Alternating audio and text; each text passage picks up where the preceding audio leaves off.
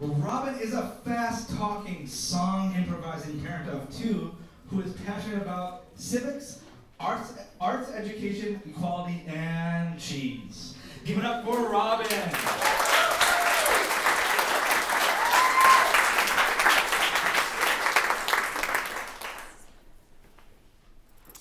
The holidays, there's no getting around it. They're here, they're in your face, it's happening as soon as Thursday. But what do the holidays really mean? I'm gonna say something I think you already know. They mean two things. One, trying to get through them as unscathed as possible, and two, winning holiday gift giving. So, when my husband and I decided that we were gonna do homemade gifts, I created this. It's a painting, it's very thoughtful, it's the streets that we lived on, it's gorgeous, obviously.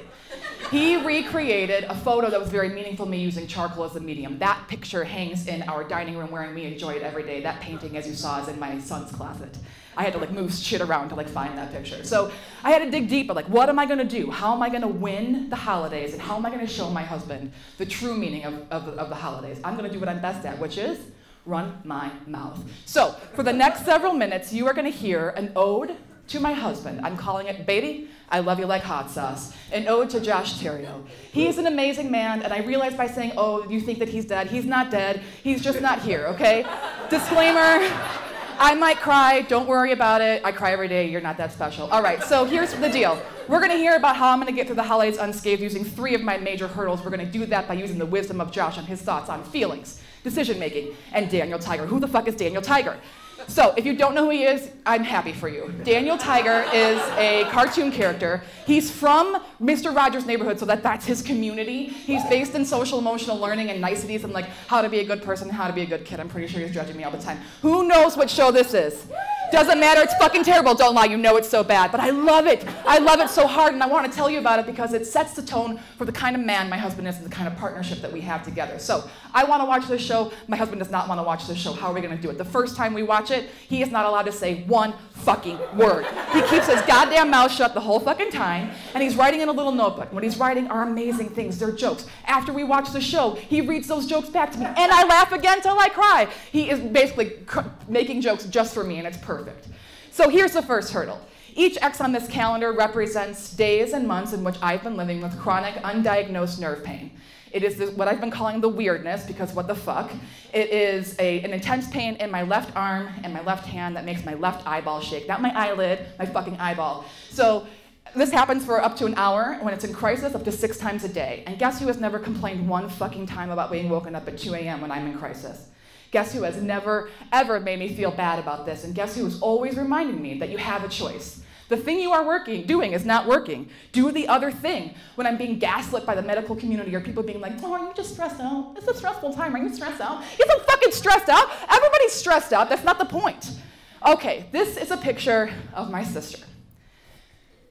I talk about her like she is still here. She is not. In January, it will be 8 years that she passed away at the age of 27. And I miss her every day. She was my coolest friend.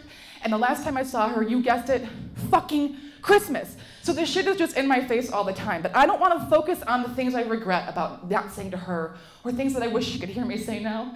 I want to focus on the positive, beautiful things. So enter my husband reminding me, feelings are dumb. And if you have them, you're stupid.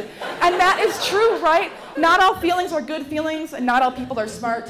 And these are important things to remember when you can get stuck on the shoulda, coulda, wouldas, right? All right, on to the last hurdle. They're obviously fucking cute. Let's all, ooh, ah, yeah, all right. They are terrorists. They are terrorists. I live with terrorists, okay? They're cute. I would give my life for them, but they are giving me a run for my money. My daughter is 2 in potty training. I don't think I have to say anything more about that. My son is me. It's really hard to parent your 4-year-old self. For example, he argued with me for 3 straight hours, kicking, screaming, yelling, hitting me about eating pizza and going pee. I would have taken it in any combination. He could have eaten pizza on the fucking toilet, I didn't care. He peed his pants to spite me. That's the shit that I'm dealing with. So enter back to Daniel Tiger. When that stuff happens, then I'm like, man, I'm a bad parent. I fucked that up today. I shouldn't have yelled that much. What would Daniel Tiger do? Daniel would not be happy about this. I'm reminded, my husband reminds me that the reason why it's okay is because we're not trying to raise a bunch of Daniel Tigers, because the real problem with Daniel Tiger is that Daniel's a little bitch. I'm not trying to raise little bitches. And sometimes it's just that reminder and that forgiveness to be good enough in that moment. And that's what my husband brings to me.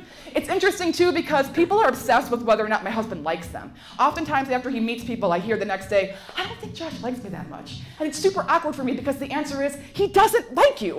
He probably doesn't like you. He doesn't like barely anybody. He barely likes me, but man, oh man, does he love me. So the truth is, I'm going to get through the holidays the same way I get through every day of my life. Beer, food, Josh. Thank you, everybody.